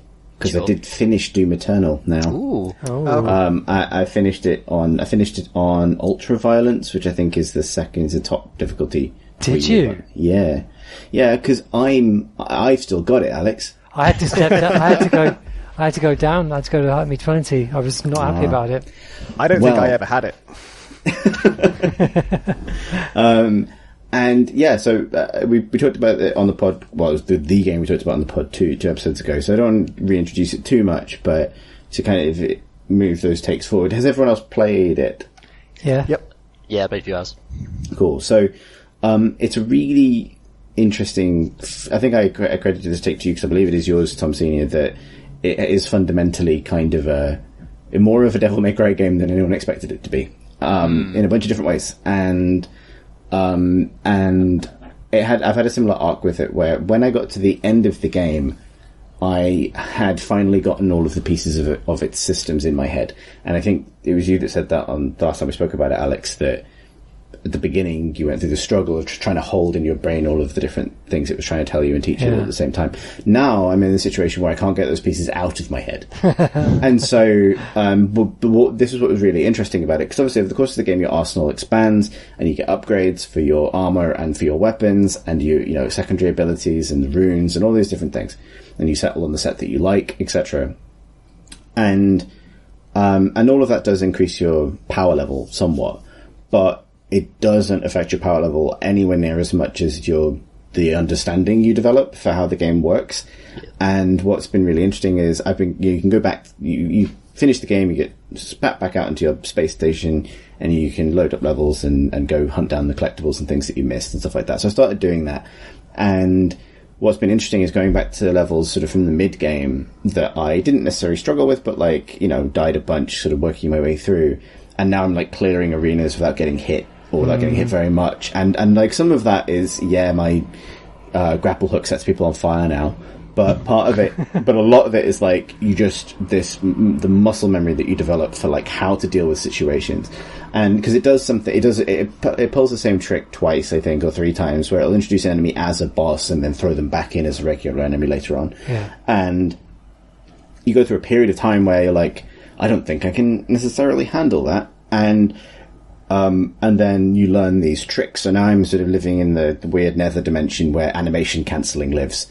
In terms of how you play that game. And there's so many little things about it that are obviously designed to furnish that. Like, you can cancel, there aren't really reloads in the game, but there are little cooldowns that affect how fast weapons can fire. And those are often changed or can be, cut down if you switch weapons. So they've made some weird decisions. So the position of weapons on your mouse wheel is not where they are on the radial menu. Right. So, in terms of their relationship to one another, and this has to be really deliberate, because the super shotgun, which is like the kind of pace setting, it's the bass drum of the game, basically, is in between the rocket launcher and the ballista, which is the railgun, basically. Okay, yeah. Like, so, the entire, the classic Quake triumvirate or Doom triumvirate are next to each other on the mouse wheel. And that is, I think, 100% deliberate, because it means that certain enemies in the game, which are really tough normally, become really trivial or close to when you get used to, like, this sort of switching thing where it's like shotgun blast into rocket, back down to ballista shot into shotgun blast, which can create, like, stun locks and stuff like that, almost like a fighting game. And quickly get people into the stagger state where they can be executed and things like that. And it gets really, really cool and clever and exciting. And all it really does is stuff all of that information into your brain in terms of how you play it. And then make you do it over and over and over again until you enter a kind of fugue state. and then it ends. And what's kind of interesting is, like, the interesting thing about it, and I won't go on about it too much, but the interesting thing about it is the first Doom 2016 is a really interesting game in relation to this one, because it is the story of them deciding to make like a Call of Duty style Doom, or a more traditional like campaign shooter as of that era, and then over the course of its development pivoting into this much more arcadey, systems-y, sandboxy kind of action game. But it's not a wholly elegant job of that. As you progress through that campaign, lots of your tools and your armory and parts of it become irrelevant. There are gadgets that are really useful early on that you just sort of stop using halfway through because you've got enough weapons now that you don't need to bother. The chainsaw is a good example of that. Doom 2016 sees that as a problem and commits itself to making sure that every single item, every tool, every upgrade, not every upgrade necessarily, but every weapon certainly still has a job to do at the end of the game and at the beginning, which is tough to do. Like, that is hard to do in any combat sandbox scenario, to make everything relevant all the way through to the end of the game. What it doesn't let you do, therefore, is like let things go. So, it doesn't let you go, like, I don't have to think about this weapon anymore because I've moved past it in my power curve. You still have to think about the uses of the regular shotgun when you don't have the super shotgun. What is the use of the regular shotgun? There's two. There are two that I think are really important. One is the grenade launcher is the best way to kill cacodemons all the way through to the end of the game, because you fire one in its mouth and it goes gulp and eats it. And then it instantly staggers, whereas otherwise they're quite tough. The other use is your bigger weapons. So the chaff enemies, a lot of the chaff enemies are there to be harvested for drops, basically. Set on fire and but murdered for armor or chainsawed for ammo or whatever. If you waste a rocket on them, you're just going to blast them apart straight away. So you want to switch to a less damaging weapon, and the other good one for this is the heavy assault rifle, but the regular shotgun is also good for this. And the other thing is you can get like the end upgrade for its sort of the shotgun's like full auto mode means that enemies killed with it drop shotgun ammo, which means in a big crowd you can actually make a profit, which you can then like reinvest in the super shotgun. It's like the turnip market, but for death. Those games are related after all. Yeah, exactly. And so there are, and every part of the arsenal is still useful all the way to the end of the game. And like, I won't spoil how it ends or anything like that so much as that like literally all the last scenario is really, it's a boss fight, but it's mostly how long, just play really intense Doom. And when you get a breathing moment, just toss a rocket this way to do some damage to the huge health bar that's over there. But in the rest of the time, you're just going to be in a series of arenas dooming it up. And I finished the game maybe like 2 a.m, having done this last fight for what felt like half an hour of just managing these mechanics. And by that point, it's given you all of the other things. So you have essentially the smart bomb options that are there as like limited use mistake correctors. So you learn all this finesse, and then it's like, oh, I've gotten this wrong.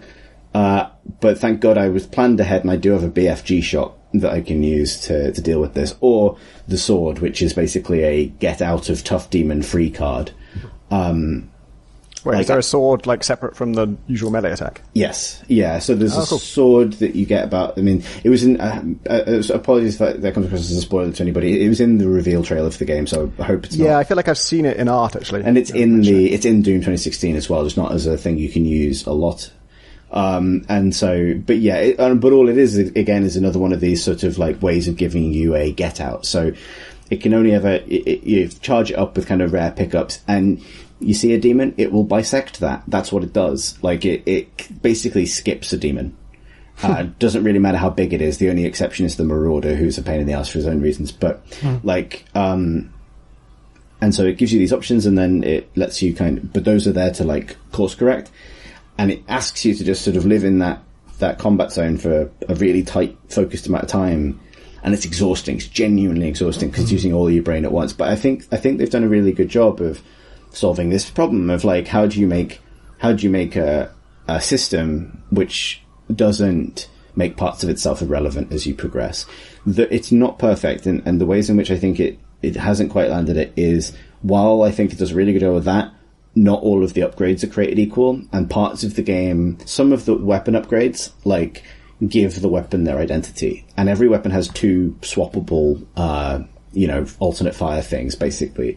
And in some cases, you genuinely will swap them because they're both good. But in some cases, it's like, oh, the alternate fire gives this gun its whole identity, apart from the other one, which you'll never use. So like the plasma gun, which is normally just like the kind of pew-pew, it's good, but it's not like amazing. Like evolves into one of the most fun guns to use in the game when you get I think it's the heat blast. Is it the thing that kind of charges up as you fire and it kind of exhausts it?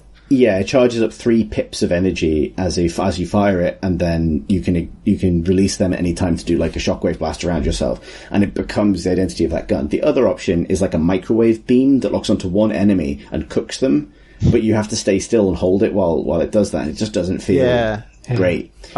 I went for that one because I thought it would be good to, like, when there's a real problem enemy, to, like, focus damage on them, but then the way it slows you down is just fatal. Yeah, right. And it's also, like, the game gives you, like, 2 other ways of achieving that same goal. It's going to literally give you super weapons later on, and also, you just learn to deal with those enemies, like, the quote-unquote proper way, right? Like, where rather than, like, relying on this thing. And then there are other issues, like I found that both of the ballista's alternate fires aren't as good as its primary fire, so there are these little sort of bits of inelegance, I think, in the system where it's not all amazing. But when you've got the armory down, I think a remarkable amount of it stays interesting and useful all the way through to the end of the game. Yeah, because you're talking about, like, I don't know, like, so you've got the grenade launcher, the sword, I won't count the kind of the chainsaw and flamer because they're kind of more integral, but like, and you've got all of these weapons. How many guns are there? Like 6, 7? So, more than that. So, and each of them has 2 fire modes, so that's 3 weapons per weapon. So like, what you're saying is like, out of a roster of maybe 30 different weapons. It's 9, so it's 9 guns, each with 2 fire modes except the BFG, which doesn't have any. So it's 35 weapon variants. I think it's fine to have a couple that you don't use. Plus the 2 different kinds of grenade, the ice bomb and the grenade, and the flamethrower, and the chainsaw. So, and the sword, and the Unmaker, which comes back from Doom 64. So yeah, like it's got enough. It's got enough, and actually, it's a rare shooter. I think that, like, you know, we're used to shooters either being your guns get steadily better, or we're used to them being you had one gun, it was this M16 we gave you at the start of Call of Duty, and you're still going to be firing it at the end of the game. I think it's a great job of doing that, and it feels amazing. Like there are so many ways of expressing your finesse. I think when you were saying earlier about the kind of improv nature of Ori's navigation or aerial movement particularly, I think Doom is very, very good at that. Like I still play a lot of Destiny, and God, I miss the air dash in Destiny now. Like Destiny's got great aerial movement, I think, for a shooter, but double jump is fine. Double jump and double air dash into grappling hook into monkey bars is just, it's so good. Actually, those 2 games, like Ori and Doom, are surprisingly close in their sort of movement mechanics.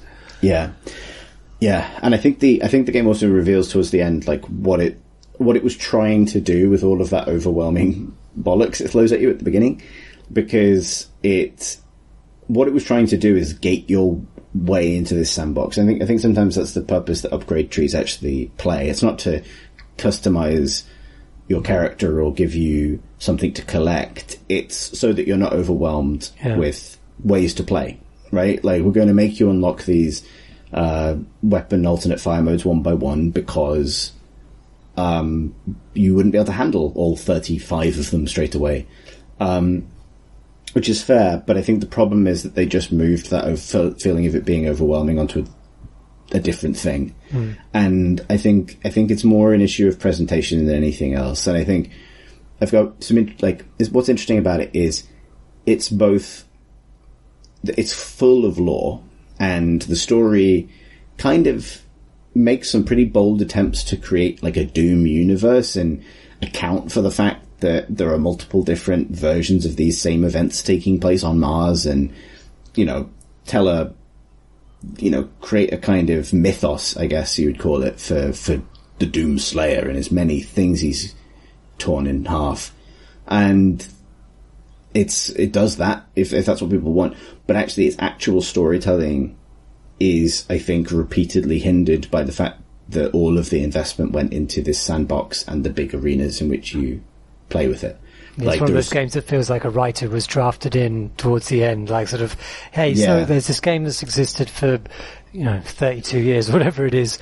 Could you give us a storyline that makes sense? Honestly, I don't think it's quite that, because Doom has had shitloads of lore forever. Like, all of the endless expansion packs for Doom 1 and 2, like, all did move these pieces around, and it's deeply reverential to that stuff. Like, a lot of it is, like, back of the envelope stuff that, like, John Romero probably wrote once, but I don't think it's quite bolt a story to this, partly because the story is quite tightly integrated into where you go and when, and has some major implications for the kinds of environments you see later on and things like that. But it's actually simpler than that. I think it's that they did bolt a story to a sandbox ultimately, but they don't spend a lot of time giving you character moments or even a simple kind of geographical progression that you can pass, which is something that Doom 2016 did a lot better, where it's like, I don't know what the fuck is going on, but I do know that I was there and I'm now here. Whereas this is a game about, like, stitching things, solving a big old demon problem across 3 different dimensions using your teleporting space castle teleporter to fling yourself into varying activity playgrounds full of monkey bars where you must kill everybody. And it, and then even then,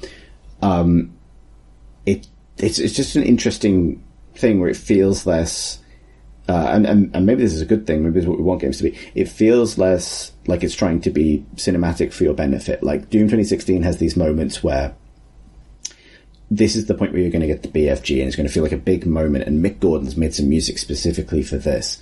This game has amazing dynamic music, which reflects the intensity of the fighting that you're doing, but it doesn't have any individual moments of where like a specific track kicks in to accompany a specific moment. And while it does have like big, extremely silly escalations on Doom's basic premise, there is a BFG 10,000, is very big. And the thing you do with it is very silly, but you don't do that. You see like a first person cutscene with some excellent hands, I will say. Benson! But there are moments where like, if I might be remembering this wrong, but like, minus, like, it's not really a specific spoiler, but like for Doom 2016, but like, that game ends with you basically being given the opportunity to do like a cool glory kill on the final boss, and it's, you know, it uses the vocabulary of the game to that point to set that moment up for you. All of this game's moments like that, the control is taken away from you completely, and I think it doesn't quite stick the landing as a result, just sort of as a roller coaster ride, which is a kind of an interesting problem for it to have, because it's so much more successful as a piece of interactive action game that is there for you to create your own action movie moments with, rather than have them given to you. You were talking about the final level being like you just sort of play Doom whilst occasionally diverting some fire to a damaged bar. Yeah. So I remember the end of Doom 2, because that actually sounds kind of similar, where it didn't have a boss, because the boss is a wall. The boss of Doom 1. Yeah, the boss is just a wall. And there's a bunch of things I remember about this really clearly. It was like a sort of stepped arena, and the boss would spawn enemies by firing out these little cubes that would then turn into a random enemy type. And the noise of that thing firing out is this sound effect that is incredibly overused, both in games and in movies. And once you notice it, you'll hear it everywhere. Oh, is it the swash, swash? Yeah. It's often used for like a room catching fire all at once, like a sort of rush of something, but it's also used for loads of mystic stuff, like any spells and things. It really stands out every time I hear it. Yeah. But also the way you won that fight, the way you defeated the wall, you had to fire rockets into this, like, I think it was like a piece, a sort of gem thing in the head of a goat skull or something. But the reason that worked, if you no-clip and go inside it, was that the rocket goes down a little passageway and then hits a wall, and it does splash damage to John Romero's head, which is on a spike below it, and is like slightly offset so that you can't shoot it with direct damage. And that's, once John Romero's head runs out of health, you win the game. So maybe skip ahead 1 minute or 2 minutes. I do want to say, wouldn't it be funny if this Doom 2 ended with the same wall? Oh. Is Romero in there? No. Did they put Romero in there? They, as far as I can tell, no. And I don't want to. So all I'll say is it's a direct throwback to that boss, but they have upped the production values quite significantly. You would hope, yeah. Yeah, but it is. Yeah, this one is. The theming is this is Hell on Earth, right? Which is the theme of Doom 2 as well. Exactly. Yeah, it is. It is like, this is the thing. It's like a direct sequel, but also those games also happened. It's interesting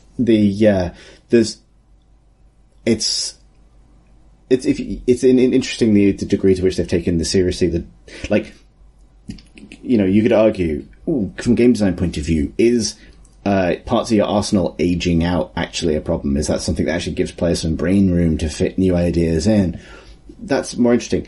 The question, the problem they decided to solve, which I don't think anyone thought was a problem, is how do you create a timeline that makes sense of the divergent events of Doom 64 and Doom 3?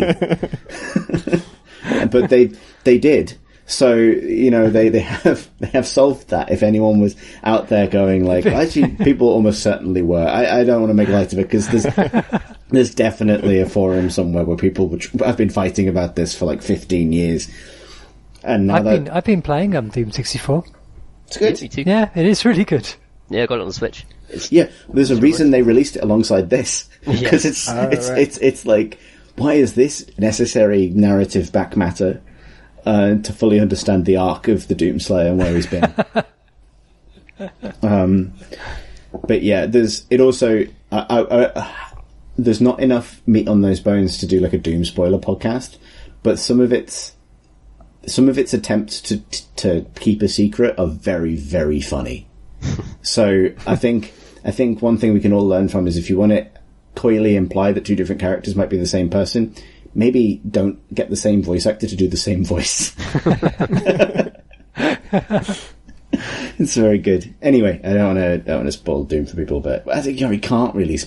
You fight a lot of devils, and you win. Them devils, they got up in space again. Oh no! Yeah. Sometimes you fire the big F gun, and it go far and electrocute the men. It's good. Did you see the thing of how the BFG worked in Doom? Like the actual mechanics of how it was dealing damage? No. Because it was actually... It looks like it's firing a big ball of energy that then explodes and there's splash damage. But actually the ball is almost irrelevant to it. It's... All of the damage comes from you when the ball hits. And it's basically like a shotgun. So when the ball impacts, at that moment, a load of ray casts come out of you to everything that you can see, basically, and hits them all. And so you can do weird things like sort of fire the ball in one direction, then turn around and kill everyone you're looking at there. Awesome. Man, yeah, it is real good though. I do recommend people see it through to the end, if only for the kind of spectacle of it. You've been playing anything else, Chris? I have played a lot more Mountain Blade 2, which I don't want to go too deep on because I'm still progressing towards the mid game, I think, except to say that my impression of it has improved a lot since I last talked about it in the podcast. So I was enjoying it, but I had major concerns about the AI, and I still do.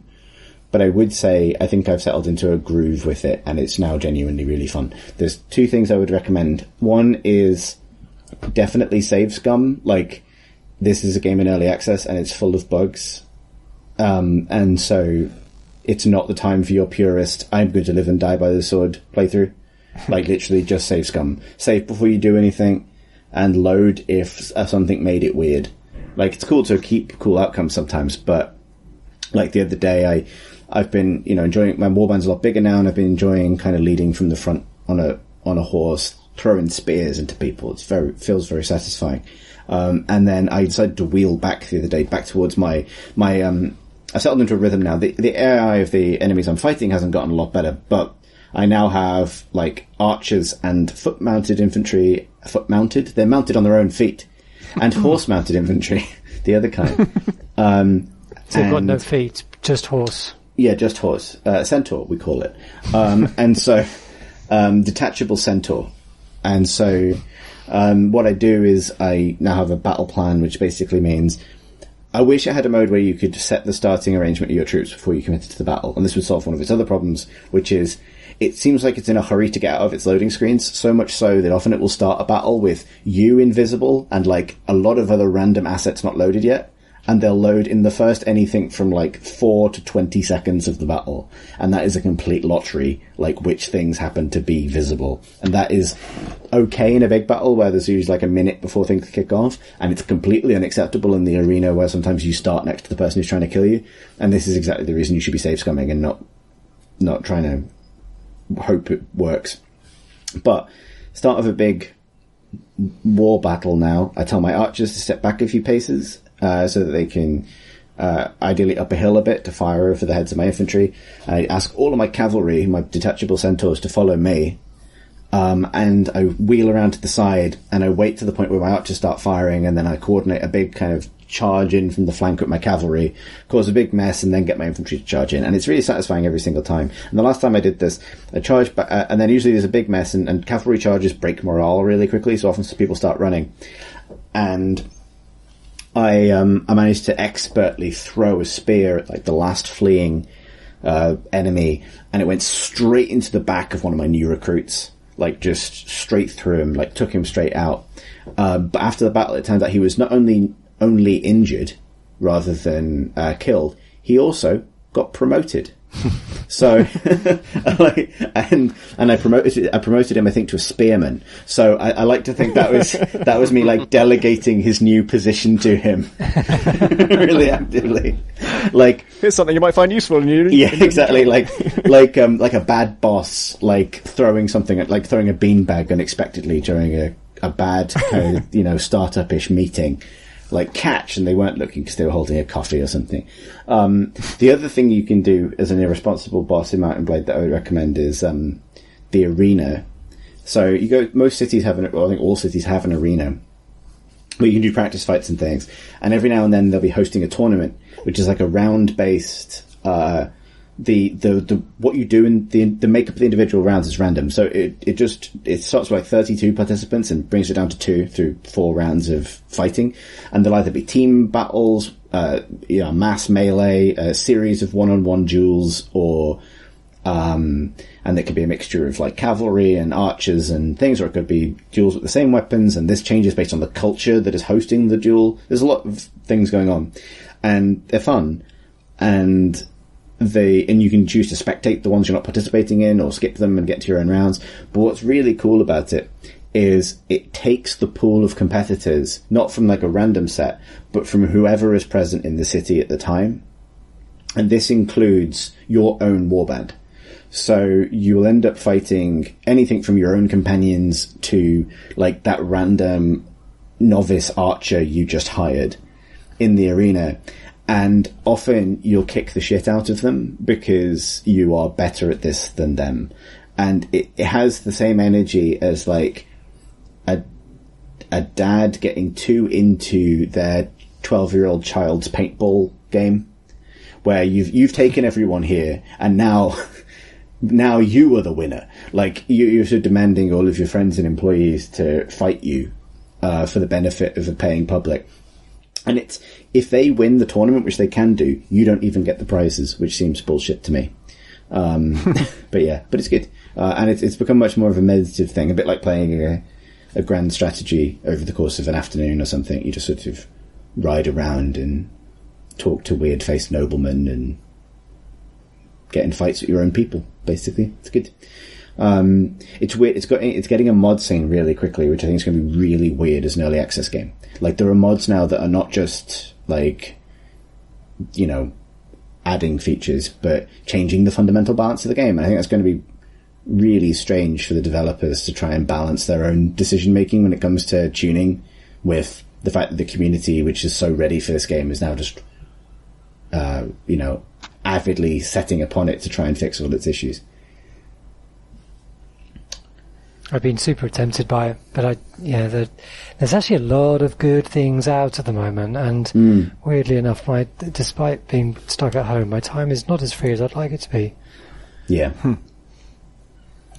But yeah, I think it's one of those things that will always be there as well, and because of both its early access nature and the size of the modding community, it's only going to get better. And that's one of the reasons I would say don't be too precious about whatever playthroughs you do now. Like, just enjoy the chopping. Should we do some questions? Yes, we have a pretty short list of questions this week, so people should be encouraged to send them in as we're continuing to get pods out in this new medium. First question we have actually regards this new medium.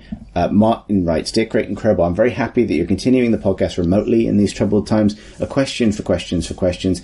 Now that physical presence is no longer required at recording sessions, may we have Tom Francis back, please? Love the show. Martin from Sweden. The answer is, of course, no. No. I'll think about it. Our next question comes from Eddie, who writes, Dear Khaki Avengers and Russian Castle owners, I recently bought an Oculus Quest, aka the best of both worlds, affordable entry to VR gaming. It works brilliantly as a full standalone headset, and with the purchase of a long old USB cable can be used as a very capable PC VR headset. I'm recommending this onwards as a way of getting into PC VR, as you can both buy the headset, a long VR cable, and a VR-capable graphics card for less than the cost of an Index. It's fairly hard to get hold of in the UK right now, but I managed to get one from the Oculus site with only a few days lead time. I've been playing Alex and deliberately limiting my play sessions so as to not run out of game too quickly. It's a wonderful game which really starts to show VR off as more than just an experience platform, quote-unquote. A question to justify the email to questions at questions from questions. Have you ever deliberately avoided playing or finishing a game so as to not be in a position where you didn't have that game to go back to anymore, and has this ever backfired? I had my fingers burned by defeating Ganon in Zelda Breath of the Wild before I was ready to leave that game, and then struggled despite it giving me the option to head back in to re-engage. I had the opposite with Skyrim. I put off the main quest for so long and focused on side quests and eventually house building that I ran out of enthusiasm long before I got through the story. Thanks for the pods, Eddie. That tip about the quest is very good. I was amazed to discover that the quest existed like a few months ago and realizing, wait, there's one that just, you don't have to plug it into anything. It just works. It just is self-contained and it's cheap and it runs like most VR games. It doesn't run Alex by itself without the cable, but a lot of other stuff does. Yeah, this is, I should actually note, we did actually receive a question on Twitter that might be pertinent to this, from Binky Bonky, who writes, in these times of isolation, I'm looking for some virtual reality. Which system would you recommend? There are any gotchas about either the system or buying a suitable PC? As someone new to PC gaming, not to insert this directly into the middle of this question, but before we get to the back of this question, on the subject of VR headsets, it might be worth, because I know you've had some experience with this, Tom, like talking through what we would recommend people go for now, availability notwithstanding. Yeah, which Tom do you mean there? You, Francis. Because you have a Vive in a different country, for example. I don't know. John has my Vive now. It's been transferred. It's passed on. The Vive was decent, but I really found the controllers were a problem. They have a menu button on the controller that when I played Beat Saber, I would always be pressing the menu button inadvertently, and you can't reassign it. So if you grip the controller tightly, I just tend to press that button, and that stops the game, and it ruins the flow. That kind of killed Beat Saber for me. But of course, with a Vive and Index are sort of mutually intercompatible. You can use like Index controllers with a Vive and things like that. So that's cool. I just, in general, I'm a bit disillusioned with room scale VR. When I've used, having now used it, I used to have it at home in a 2x1. 2 meters by 1 meter space, which is like the minimum you can have, and that was a little bit awkward. Now I've used it in the ideal space, huge spaces, the maximum space you can have, basically. And it's almost worse because you lose track of where you are in the real space, and so you have to constantly be thinking about, oh shit, I'm where I want to be in Alex, for example, but I'm actually at the edge of my space, and I want to go in that direction. So now I've got to teleport. I think I've got to walk backwards in real life, but teleport forwards in the game to like recenter myself. And it's just, I found out to think about that all the time. I could never fully immerse because I'm always worried about where am I in this space. So I actually think kind of the walk around, the VR dream of walking around a room, I think it's kind of overrated. I think you're better off without it. I think just sitting down or standing is better. Particularly as a home experience, I guess, because like a bespoke VR, experience that you go to that is designed to account for that is one thing, but yeah, because I love the idea of the Index controllers and the kind of the granularity of them, but because I was thinking about finally getting into VR stuff, but room scale is such a logistical hassle to figure out that I do wonder if it's worth it. Yeah, and installing those lighthouses is another thing. That's why I wasn't really tempted to bring my Vive over. I mean, it's just a big thing to lug over, but also in the apartment I'm renting, I don't want to be drilling holes in the walls, and you can get like these big poles that go floor to ceiling to mount these things on, but they're pretty ugly and a big hassle to get hold of and set up. And so it's just a very big investment for a benefit I don't think really pays off. Because it's interesting, because it sounds like the Oculus Quest is one of those middle ground ones that might work better for people, particularly because it's standalone. Yeah, I would love to try that with, obviously it'd be good for Beat Saber, which I know it runs, and I hope that Hollow Point is on it, which is that archery game. Because that game is entirely about twisting round. You're surrounded by things in all directions, and spinning round and firing an arrow at something feels incredibly cool. But if you have a cable coming out the back of your neck, you are just endlessly ensnaring yourself in it. Have you continued to get mileage out of PSVR, Tom? Yes, but I would say that PSVR is super entry level in terms of the actual resolution you get from it, and the actual performance you get from it. Though it is a proper good sit down system, so all it requires is a camera that sits on top of your telly, so you don't have to mount loads and loads of equipment in order to get that tracking, and it tracks remarkably well considering. Like I think it's a remarkable piece of technology, but ultimately a budget version of the real experience.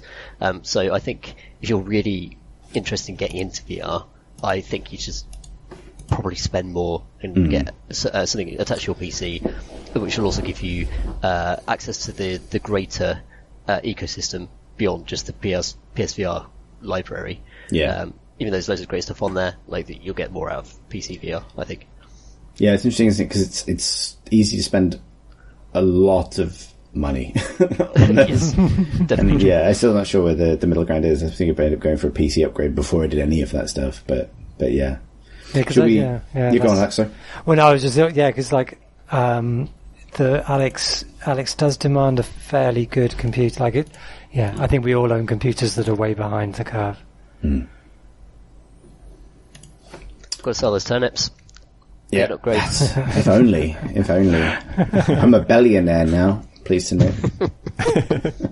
Which is not didn't misspeak. Let's return to Eddie's question, and particularly the bit at the end. So, have you ever deliberately avoided playing or finishing games so as not to be in a position where you didn't have that game to go back to anymore, and has it ever backfired? Anybody? I experience this all the time with RPGs that I love, where I know the final boss is looming, but it's almost like, that the worry, not the worry, but like the reluctance to finish an amazing book. Yeah. Which I'm sure everyone has felt, where it's just, you feel so invested in the world, and that you know that when you close the book, that's it, and then that's sort of gone in some way, and that feels like almost too sad to actually really press on and actually finish it. And also, I think like it depends how keen you are to finish things. Like I've never particularly derived any feeling of success from actually beating games, as people say. Like, I'm happy for games to just sort of still exist and not be finished. Just with the idea that I might one day come back to them, even though I never will. Yeah. I didn't have this quite, but I had sort of the inverse where I keep thinking, lately I kept thinking, oh man, I should get back into Assassin's Creed Greece, whatever it's called, Odyssey. Like, oh yeah, I should really like get back into that and try and remember where I was and stuff. And I finally did it the other day and realized, oh, I finished it. I forgot. I finished this whole game. Like I haven't done every quest obviously because it's an insanely huge number of side quests, but the actual like there's 4 main quests and I've done them all, and I've done there's kind of some follow-up stuff you need to do to access the is it just called the Atlantis DLC? Yeah. Because I'm in Elysium now. Is that Atlantis? That's the good afterlife. Right? Yeah. But I feel like I had to do an Atlantis thing to get there. But Elysium sounds like good closure to me. So this is a DLC that's like a proper big chunk of land, like rather than an isolated quest in the existing world.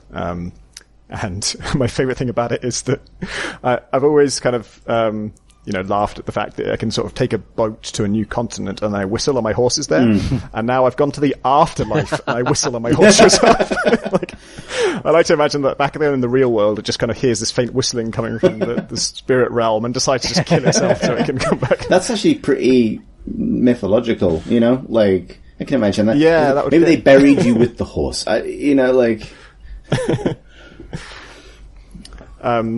I guess it's just say, in case anyone's worried, that's not like a spoiler. There isn't like a death thing exactly. It's much more of a conventional, just go there because you're a player, so you get to do whatever you like and go meet every famous person, defeat every mythological creature, go to every mentioned location in Greek mythology. It's absolutely gorgeous though. That chunk of land is just beautiful, and another good escapist game because it's just like a really lovely holiday in heaven. The games kind of don't like being finished anymore, though. Like, sort of, Odyssey, I don't think, surely no one's finished it. Nobody is like fully rinsed that game, and ordered its DLC. I bet we can look at the achievements, because there's probably an achievement for getting every achievement. Amazing. Right? Yeah, we should look it up. It's been weird. I've been playing Odin Sphere a lot this week, which is actually a very old PlayStation 2 RPG that's been remastered beautifully for modern consoles, and I'm afraid it's not on PC. But that has a very, very unusual structure where you go through several separate stories, and so that game has already ended for me, but now I've started from the beginning with a different character in a completely different part of the underworld, and they're going to have their own story. And I know there's another character to go through as well after this. And so it's just multiple endings, and what a strange way to structure a game. It's such an unusual experience, but I actually really value it because it sort of chunks it up in a manageable way. And I find those, the ending I've seen far more satisfying as a result, because I know that it's a gateway to the next thing rather than just being the game. Yeah, right. Yeah, I think I always I think a bit like you, Tom, I end up prepping for the end of a game that I love, and therefore it's one of the reasons that I'm such a put so much emphasis on like a game that escalates well or ends well and spends enough time on its ending. Like payoff is super important, I think, because it's where you start to get closure on a fantasy world that you've been spending time in.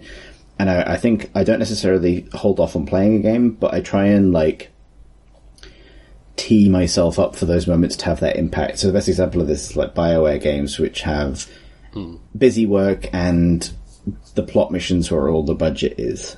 Where I'll always, like, I'm not someone who can play all of the plot missions back to back. I have to do, like, an amount of the busy work of the open world stuff or the side quests to make the next big plot moment feel exciting to go into, and almost to ration them out, because I know that there's a finite amount of them and that they are going to be the most exciting parts of the game.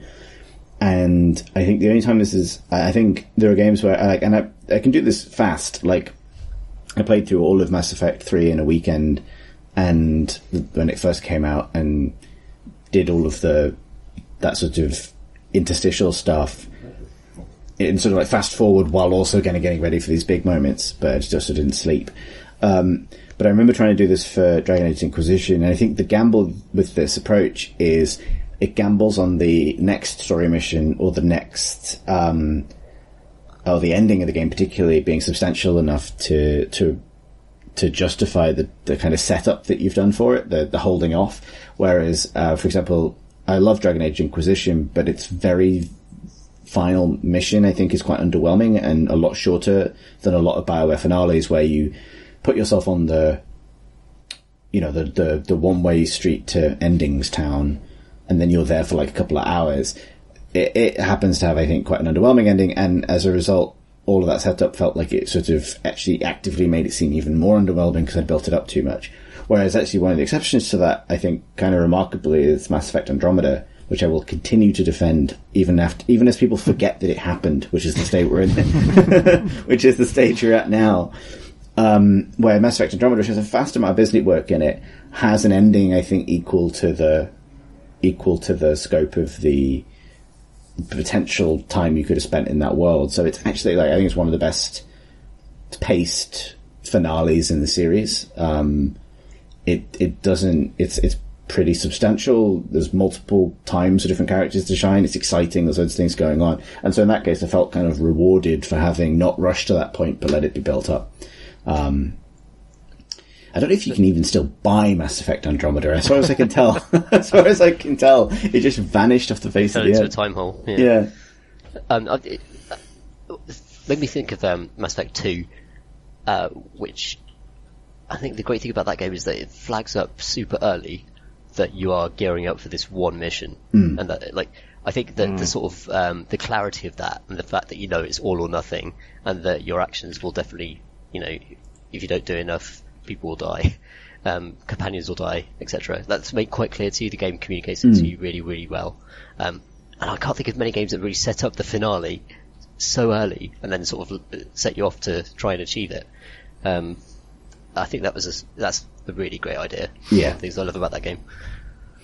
Yeah, I think there are something. I think Chrono Trigger might be an example of a game that does that, but it's just showing you what you're up against, and then timey-wimey stuff to take you back to the beginning.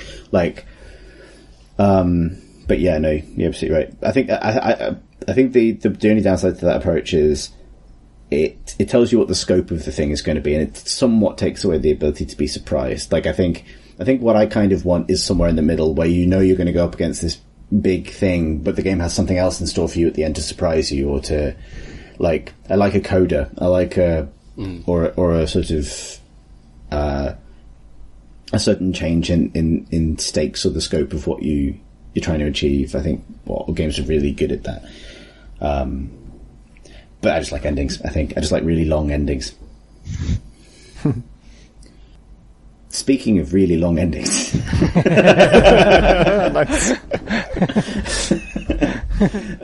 actually all the questions we got this week. So, if anyone does want to send a question in for a future episode of the podcast, you can do so by emailing us at questions@crateandcrowbar.com or tweeting us at crateandcrowbar. Thank you, as ever, to everybody who backs the podcast on Patreon. You have allowed us to invest in this new cast setup, which will allow us to do pods with people as far away as Vancouver and maybe Brighton. We'll see. And you have also allowed me to fail to fix my echo problem, which I hope is better this week. But I have put a little towel underneath my microphone as if that's going to do anything. We'll find out. You can find our community on Discord, the link for which is on our website, crateandcrowbar.com.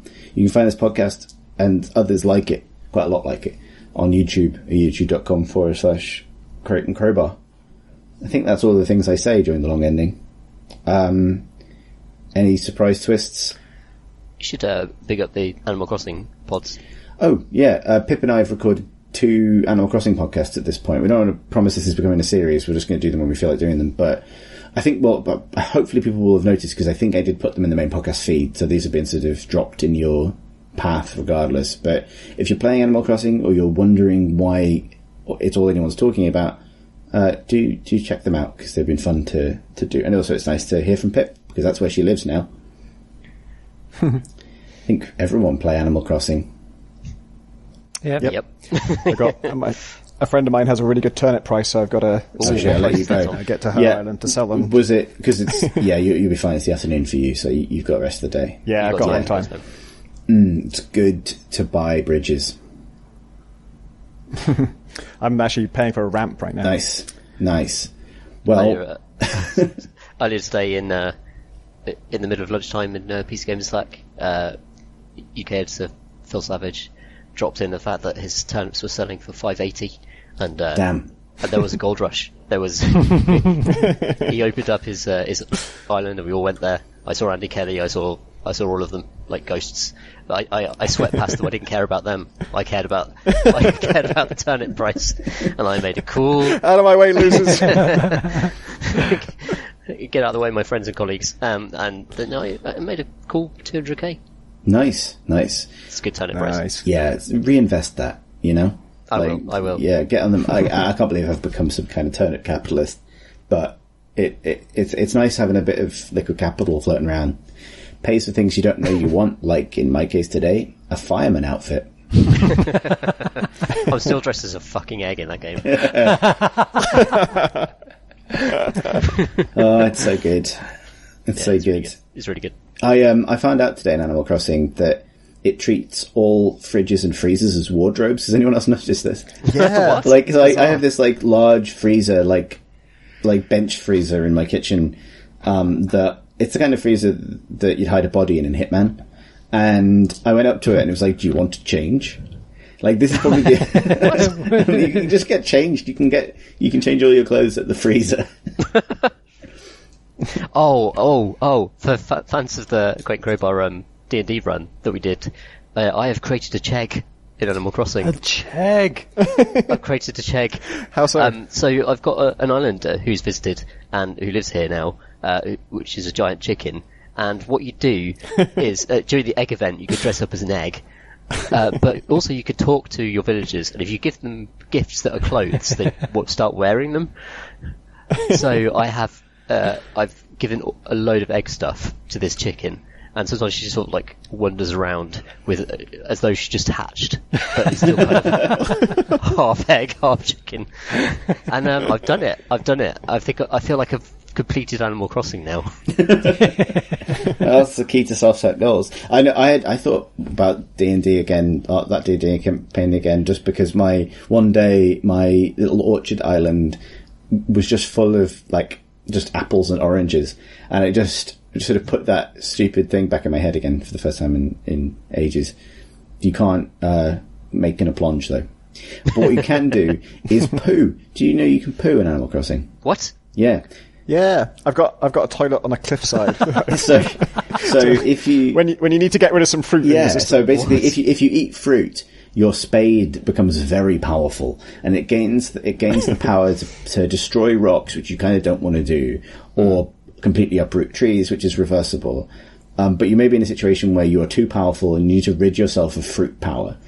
And if you sit on a toilet, you will steadily shed fruit. What? Yeah. Good I did not lord. know this. As you And when you get off, there's a little dialogue line about, well, that's that taken care of then. God, it's like Death Stranding all over again. Yeah. Yeah, Death Stranding eerily prescient in the way that it predicted Animal Crossing. Anyway, I've been Chris Thurston. Someone else has been. Alex Wilshire. Yeah, they have. Who else has been? I've been Tom Francis. Yeah, and all that leaves is... Thomas the Chonk Engine. AKA Tom Senior. Thanks for listening, everybody. That's No, no.